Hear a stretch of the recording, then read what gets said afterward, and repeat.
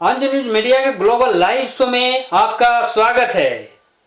और अभी अब लोग चर्चा में शामिल हैं और चर्चा कर रहे हैं बाबा विश्वकर्मा पूजा की। तो विश्वकर्मा पूजा का जीवन में कितना महत्व है, इस महत्व की जानकारी दे रहे हैं हमारे बीच उपस्थित मेहमान, और उनसे हम जानते हैं कि विश्वकर्मा पूजा का जीवन में कितना आध्यात्मिक महत्व है। तो बताया जाए सर इस विषय में। देखिए, नाम है विश्वकर्मा।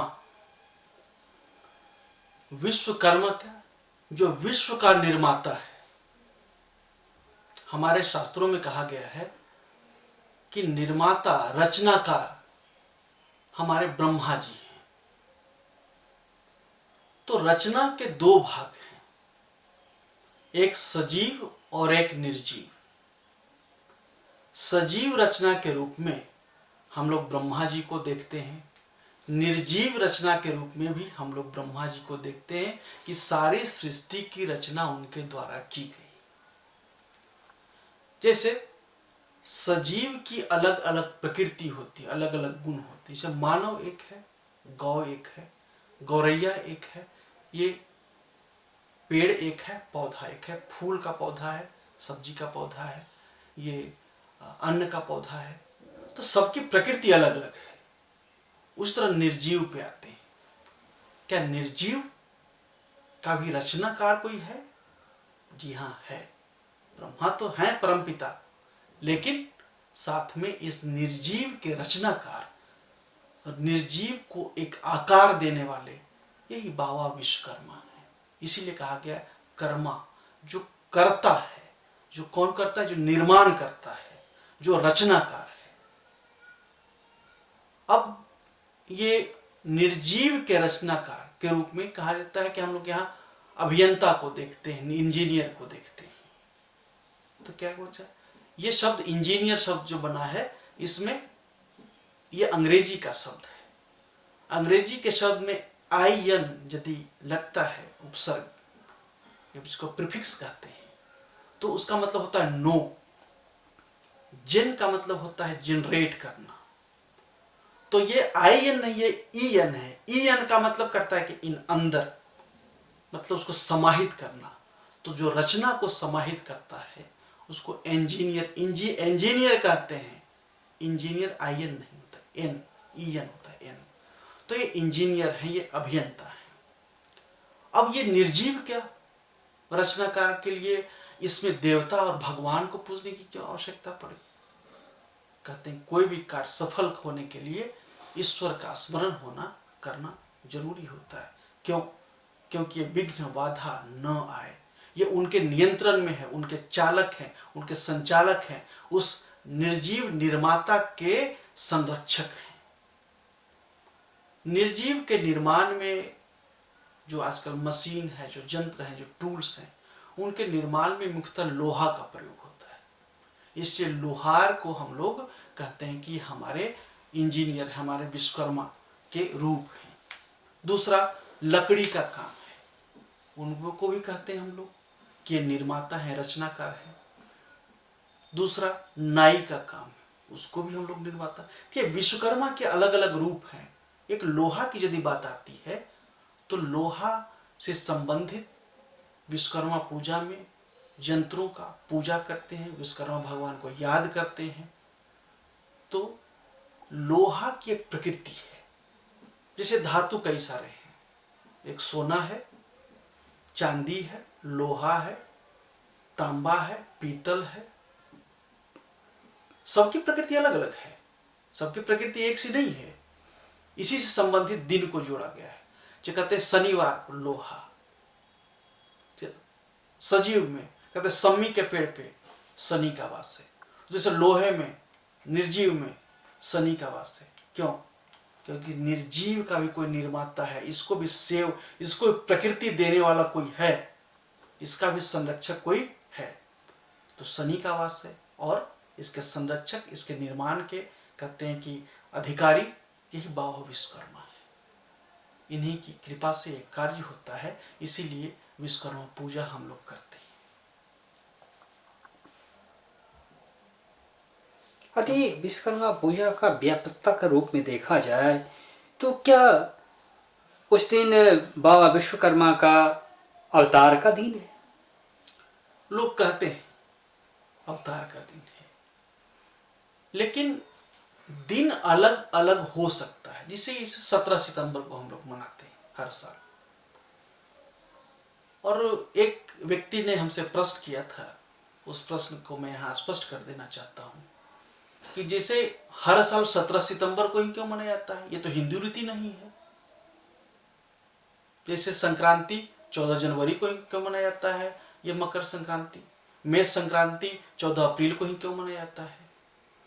तो जो सूर्य रीति से है उसको लोग हिंदू रीति नहीं मानते हैं। मैं यहां स्पष्ट फिर कहना चाहता हूं कि कलयुग है।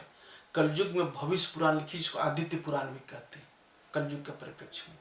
तो कलयुग में आदित्य का अति महत्व है। आदित्य कौन है? 12 आदित्य हैं। ये सभी अदिति के पुत्र हैं। कश्यप इनके पिता हैं। विष्णु उनमें से एक आदित्य हैं। क्यों? क्योंकि जब भी इस सृष्टि के संचालक आदित्य हैं, तो जब भी इस सृष्टि के संचालन में व्यवधान और विघ्न पैदा करता है तो एक स्वयं एक आदित्य बन के आते हैं। 12 आदित्य ये विष्णु है। तो ये सृष्टि के संचालकों में से है। ये सूर्य पद्धति से मनाया जाता है। तो इसीलिए सूर्य की पद्धति कोई विदेशी पद्धति नहीं है। इस अवधारणा, गलत अवधारणा को दिमाग से निकाल दे, अपनी सोच से निकाल दे। क्यों? क्योंकि इसके दूषित होने से सूर्य ऊर्जा का प्रमुख स्रोत है और इसके अनुसार जो कैलेंडर चल रहा होता है वो हिंदू कैलेंडर है, हिंदी कैलेंडर है, सनातन कैलेंडर है। ये विदेशी कैलेंडर नहीं है। ये हर साल 17 सितंबर को आता है। ये सनातन परंपरा है, ये गैर सनातनी परंपरा नहीं है। क्यों? क्योंकि तो सूर्य का ही आप यदि ये कर देंगे, दूर कर देंगे अपने, चूंकि सबके जीवन में ये 7 ग्रह शामिल हैं। 7 ही सुर हैं, 9 सुर नहीं है। 7 ही सुर हैं और 7 ही रंग है। लोग निगेटिव फोर्सेस को भी शामिल कर लेते हैं, राहु केतु को भी शामिल कर लेते हैं, शुक्राचार्य को भी शामिल कर लेते हैं। शुक्र के रूप में है इंद्र, इंद्राणी है, जो आदित्य का राजा है, आदित्यों में राजा है। ये शुक्राचार्य नहीं समझना चाहिए, कृपाचार्य नहीं समझना चाहिए, द्रोणाचार्य नहीं समझना चाहिए। तो ये क्या है? एक पॉजिटिविटी बनती है। अब ये यदि आदित्य हैं और इनके सूर्य उसमें से, आदित्य में से ऊर्जा का प्रमुख स्रोत है, तो सूर्य के अनुसार जो दिनचर्या चल रही है, जो कैलेंडर चल रहा है, वो सनातन परंपरा है, वो सनातन कैलेंडर है। हाँ, जैसे कहा ना कि कई बाद में लोगों ने कली परंपरा इनक्रोच कर दिया और जो मूल परंपरा को ही लोग भूल गए और इसको मान लिए कि ये दूसरे की परंपरा है।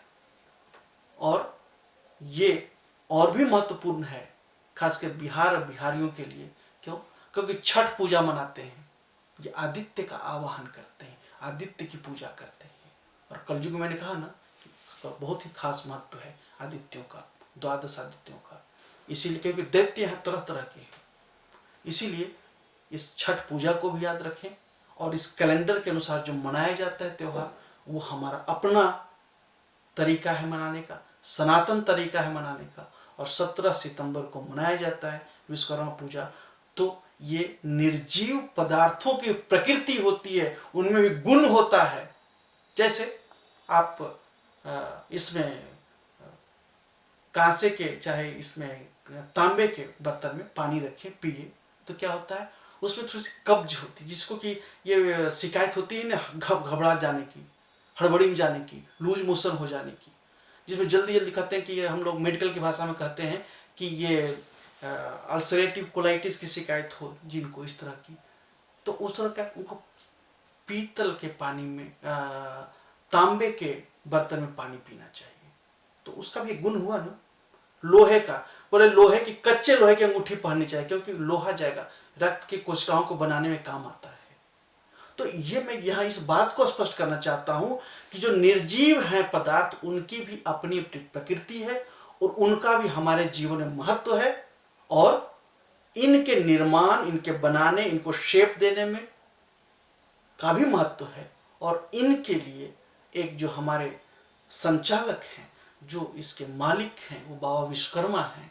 और इस बाबा विश्वकर्मा को हम लोग याद करते हैं, पूजा करते हैं, स्मरण करते हैं। यदि बात करें सृष्टिकर्ता, जगत पिता, जगत गुरु बाबा विश्वकर्मा की, तो उनकी बात आती है कि उन्होंने सोने का लंका भी बना दी थी और पुष्पक विमान भी बनाए थे।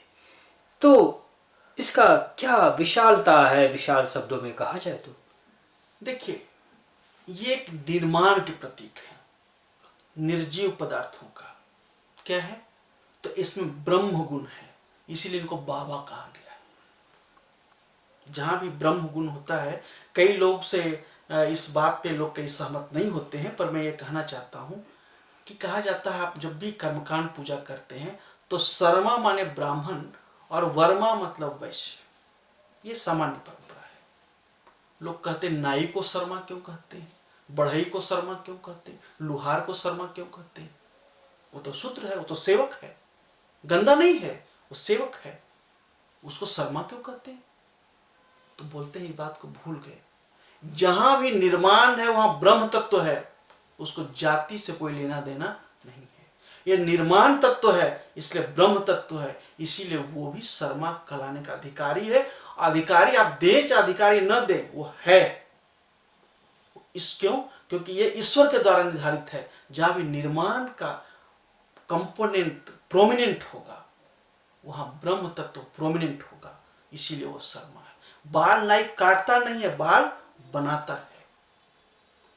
लोहार लोहा काटता नहीं है, लोहार औजार बनाता है। गाड़ी बनाई जाती है, ट्रेन बनाए जाते हैं, इसीलिए ये बाबा विश्वकर्मा कहा जाता है। और ये कर्मा मतलब वही निर्माण कर्मा, निर्माण करता, ये निर्जीवों के निर्माण कर। तो कोई भी शब्द, धरती, मिट्टी, अस्त्र, शस्त्र, ये आप गाड़ी, मोटर, वाहन, सोने की लंका बना दी, घर बना दिया। घर भी तो ये मिट्टी से बना है, पत्थर से बना है।